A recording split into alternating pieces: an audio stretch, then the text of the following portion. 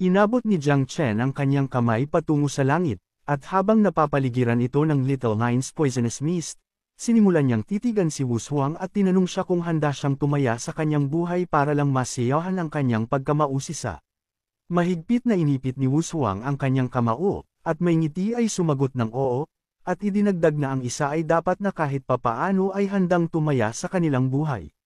Nang makita ito, nagpasya si Jiang Chen na oras na para pumasok sa negosyo, iniabot niya ang kanyang kamay sa kanya at ibinato sa kanya ang poisonous mist.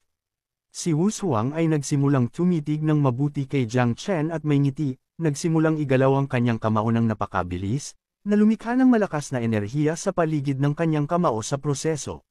Bago tumama sa Wu Shuang ang poisonous mist na pinakawalan ni Jiang Chen, binuksan niya ang kanyang mga binti, ginamit ang kasanayang tinatawag na 1,000-foot walls, at naglunsad ng malakas na suntok patungo sa pag-atake, na lumikha ng isang malakas na hadlang sa kanyang harapan. Pagkatapos, naglunsad siya ng isa pang malakas na suntok patungo kay Jiang Chen, at ang lakas ng suntok ay napakalakas na nagsimula itong basagin ang kanyang poisonous mist at nagsimulang mabilis na sumulong patungo sa kanya. Nang makita ito, si Jiang Chen, na nakataas ang kamay sa kanya, ay hindi maiwasang mabigla. Hindi nagtagal ay napagtanto niya na ang pag-atake na ito ay napakalakas. Bago pa siya maabot ng welga ni Wu Shuang, inilagay niya ang kanyang mga kamay sa kanyang ulo, tumalon at lumayo sa lugar, bagaman sa proseso ay nakatanggap siya ng maliit na bahagi ng pag-atake. Nagsimulang umurong ang kanyang katawan.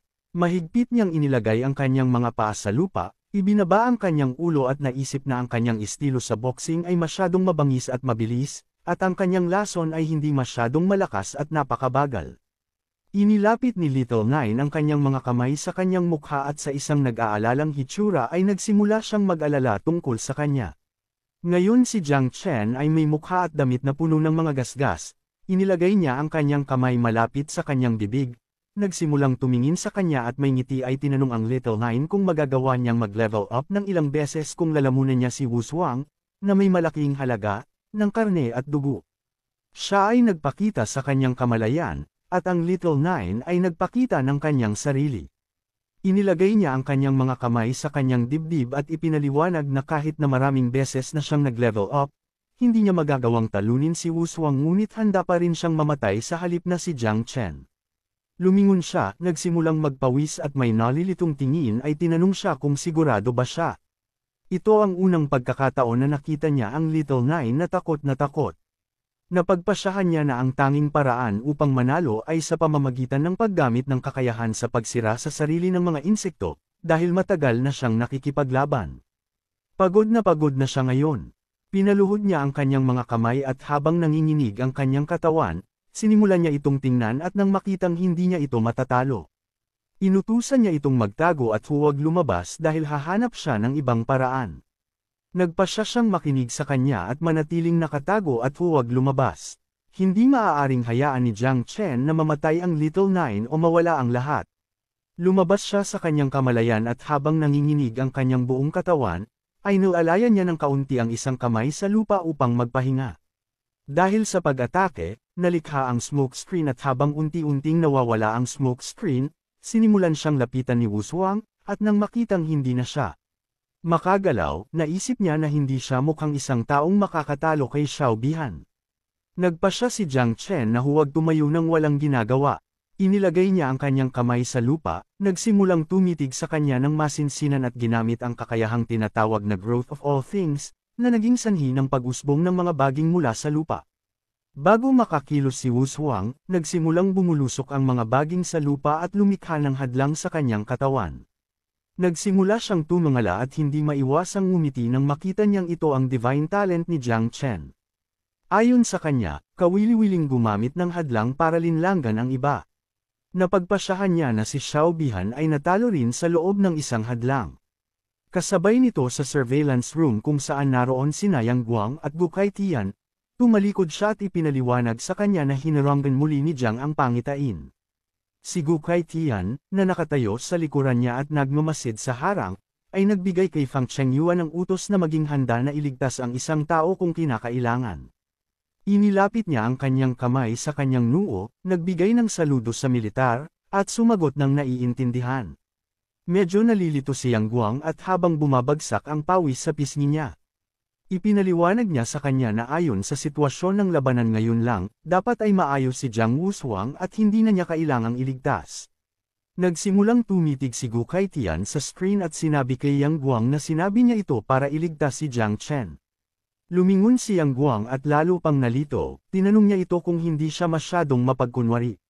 Nilapitan siya ni Gu Kaitian at hiniling sa kanya na ihinto ang pakikipag-usap ng walang kaparerekon dahil si Jiang Wushuang ay level 46, habang si Jiang Chen ay level 26.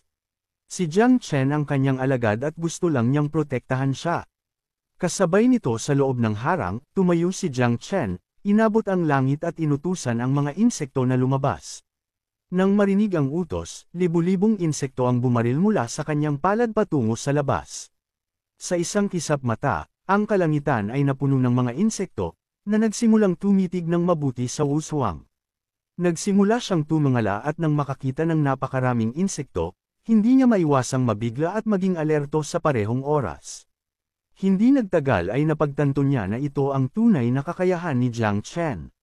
Si Jiang Chen, na nakataas ang kamay patungo sa langit at pinakawala ng mga insekto, ay tumahimik. Ang mga insekto ay nagsimulang sumulong patungo sa kanya at naghanda sa pag-atake. Ipinakalat niya ang kanyang mga binti, nagpatibay ng isang defensive stance, ginamit ang kakayahang tinatawag na move mountains at overturn seas at naghanda upang ipagtanggol ang kanyang sarili. Habang nagniningning ang mga mata ni Jiang Chen, sinimulan niyang titigan siya ng mabuti, sinimulang ituro sa kanya gamit ang kanyang mga daliri at nagsimulang maglabas ng higit pang mga insekto, na nagsimulang lumipad patungo sa kanya. Sa isang iglap, libu-libong insekto ang lumitaw sa kalangitan at naghanda sa pag-atake. Habang ang katawan ni Wushuang ay napapaligiran ng gininto ang enerhiya, naghanda siyang ipagtanggol ang sarili.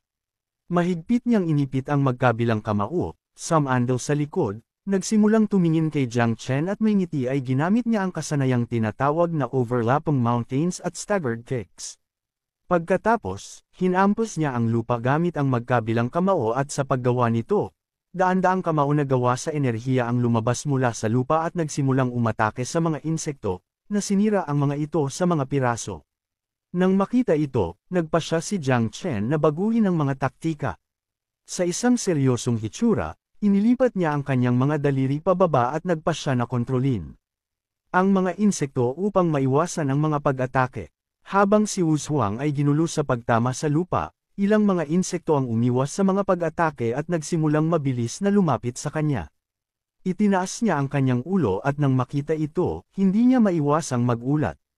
Nang makalapit na ang mga insekto, kinulong ni Jiang Chen ang kanyang kamao, at sa sandaling iyon ay sumabog ang mga insekto, na lumikha ng isang malaking smoke screen. Ngunit sa kanyang pagtataka, tumalon si Wushuang at lumabas na parang walang nangyari. Nagsimulang tumangala si Jiang Chen at nakitang buhay siya, nag-alerto at nagsimulang magtaka kung ano ang nangyayari. Nagsimulang bumaba si Wushuang patungo kay Jiang Chen at may ngiti sa wakas ay napagtanto kung paano natalo si Xiao Bihan. Pinahaba niya ang kanyang mga kamay patungo sa lupa, ginamit ang kasanayang tinatawag na wind fist at isang malakas na gininto ang enerhiya ang nagsimulang lumipat patungo kay Jiang Chen. Inilagay niya ang kanyang mga kamay sa kanyang ulo at naisip na hindi ito maganda.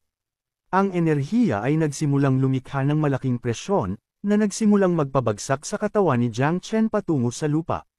Napakalakas ng kanyang lakas kaya bumagsak si Jiang Chen sa lupa at nagsimulang manginig ang kanyang katawan. Hindi nagtagal ay napagtanto niya na ang wind fist na ito ay ilang beses na mas malakas kaysa sa nauna. Hindi niya alam kung ito ang lakas ng descendant ng isang Woody. Dalawang insekto ang sumabog malapit sa kanya at hindi man lang siya kinamot. Unti-unti, nagsimulang maubusan ng lakas si Jiang Chen. Sa pagod na hitsura, sinimulan niyang tingnan si Wushuang at napagpasyahan na upang tapusin siya ay kinakailangan na gumawa ng 12-dosenang o daan-daang mga insekto na sirain ang sarili. Para sa kanya ito ay napakahirap dahil ito ay napakakomplikado para sa kanya upang itaas ang mga insekto. Wala siyang ibang choice. Malapit sa Wushuang isang malaking pagsabog ang nalikha at pagkatapos ay mas marami ang nagsimulang gawin. Hindi siya nahulog sa bitag at mabilis na umatras. Ngunit sa kanyang pagtataka, ito ang pinlano ni Jiang Chen. Habang nakataas ang isang kamay sa lupa, pinahaba niya ang isa patungo sa Wushuang, na naging sanhi ng paglabas ng ilang baging mula sa lupa. Bago makalapit ang mga baging, gamit lamang ang isang kamay, hinarang ni Wushuang ang pag-atake at hiniling sa kanya na huwag magsikap dahil natapos na ang laban. Hindi napigilan ni Jiang Chen na mabigla. Hindi siya makapaniwala na ayaw na ni Wushuang na magpatuloy sa pakikipaglaban. Tinanong niya siya kung ano ang ibig niyang sabihin dito. Nakilala ni Wushuang, na nakatayo sa kanyang harapan, na karapat-dapat siyang maging karibal niya. Siya ay nasa unang pagbabago lamang at pinipilit na si Wushuang na gamitin ang 80% ng kanyang lakas. Sabik siyang labanan kapag lumakas siya. Nilagyan ni Jiang Chen ng kamay ang kanyang tuhod at habang siya ay bumangon, napagtanto na ang sinabi niya noon tungkol sa pagtaya sa kanyang buhay ay upang pilitin siyang ibigay ang lahat. Ang lahat ng ito ay para lamang makita kung siya ay isang karapat-dapat na kalaban. Inilagay ni Wushuang ang kanyang kamay sa likod ng kanyang leeg, ipinikit ang kanyang mga mata, nagsimulang humikab at sinabi kay Jiang Chen na siya ay pagod at matutulog sandali. Matapos sabihin ito, tinanong niya siya kung maaari niyang alagaan ang huling mabangis na hayop. Si Jiang Chen ay nagsimulang tumingin sa kanya at sa isang seryosong tingin ay tinanong siya kung iiwan niya siya sa unang lugar. Habang hinahawakan ni Wushuang ang kanyang leeg, lumingon siya at may kalmadong tingin ay ipinaliwanag na hindi niya ito sinasadya.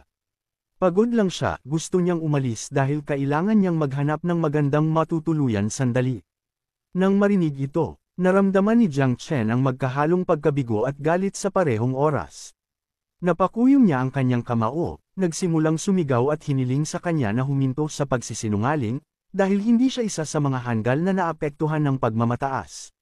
Tumalikod si Wushuang sa kanya, at habang naglalakad siya palayo, ipinikit niya ang kanyang mga mata at hindi niya maiwasang ngumiti, dahil alam niyang hindi siya nagkamali at si Jiang Chen ay talagang isang kawili-wiling kalaban. Kasabay nito, sa surveillance room, tumawid si Gu Kaitian at habang nanonood sa screen, sinabi sa kanila na hindi dapat umasa sa lakas ang isang tao para apihin ang mahihina. Ayon sa kanya, si Wushuang ay tunay na descendant ni Wudi, at ngayon ay talagang humanga ang Heavenly Blade King kay Wushuang. Muling nalason si Fang Chengyuan at napuno ng foam ang bibig nito. Lumapit sa kanya si Yang Guang, ipinatong ang dalawang kamay sa kanyang likod at sinimulang tulungan siya. Binigyan sila ni Gu Kaitian ng utos na palayain ang ikasampung mabangis na hayop kay Jiang Chen upang hayaan siyang manalo sa unang pwesto. Ang isang mabangis na hayop na may hugis ng alupihan at buntot ng alakdan ay nagsimulang bumaba mula sa langit. Bumuka ang bibig nito at naghanda sa pag-atake. Si Jiang Chen, na nakatayo sa lupa, ay nagsimulang tumangala, iniabot ang kanyang kamay at naghanda para sa labanan.